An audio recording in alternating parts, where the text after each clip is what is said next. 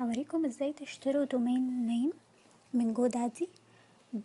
بيكون في حدود يعني دولار او دولار وشوية، وازاي بعد كده انكم ممكن الدومين ده تربطوه بصفحتكم على الفيسبوك. طيب اول حاجة احنا بندخل على جو دادي، بعد كده بتختار الدومين نيم اللي انت عايزه. احنا هنفترض يعني اي اسم، مثلا انا عايزة دومين نيم اسمه free online courses، وهو غالبا ممكن يكون متاخد، بس الاول بنعمل سيرش على الدومين. بيقول لي ان هو متاخد وبيديك اوبشنز تانية free online courses that go got cheap. طيب احنا هندور على واحد تاني، يعني خلينا نعمل مثلا اي change free online courses مثلا 2015. ممكن يكون اسهل ان احنا نلاقيه. نعمل search again. اوكي، هو موجود وبيقولك ان السعر بتاعه $12.99 في السنة. انا عايزة اخده بدولار او دولار وربع، فبعمل select. بعد كده continue to cart.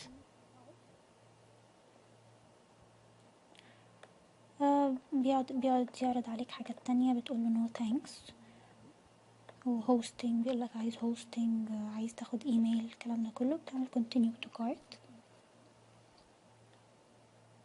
هنا انا همي بس ان انا اشتري الدومين عشان احجزه، بحيث ان انا لما بعد كده احب ان انا اعمل ويب سايت يكون الدومين بتاعي موجود، ما يكونش حد اخده. هنا بيقولك لو هتاخده 5 سنين، طبعا السنة ب14.5، انا هاخده سنة. السنة السعر بتاعه $13، وانا زي ما قلنا عايزة اخده بدولار او دولار وشوية. فهنا تحت خالص بيقولك have a promo code، فبدوس have a promo code وبحط الكود ده 149 SCOTT SCOTT وبعمل apply. هتشوف هنا ان السعر اتحول بقى دولار $0.17. بيقولك انت you are saving $14. بعد كده هنا طبعا انا بدوس proceed to check out.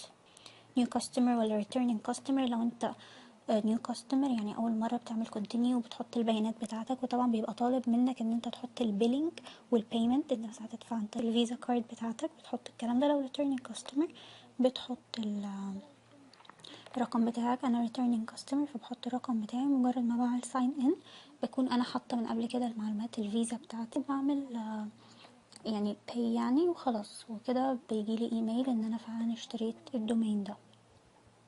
طيب من فين انا جبت الكوبون؟ طبعا انتم ممكن تحفظوا الكوبون، لان الكوبون ده بتاع شهر ابريل، الشهر اللي احنا فيه، فتقدروا تشتروا بيه. بس لو حد عايز ان هو يجيب الكوبون فالموضوع سهل جدا. بنروح على جوجل وبنكتب في السيرش جودادي كوبون، وبيجي لنا مجموعة حاجات. انا شفت ده اللي هو $0.99 جودادي الكوبون، دوست عليه فتحته. بيبقى حاطط مجموعة كوبونات لكل شهر، وهنا كان حاطط اللي هي new domain for 1.49 with GoDaddy كوبون. خدت الكوبون كوبي وحطيته paste في المكان اللي كنت فيه.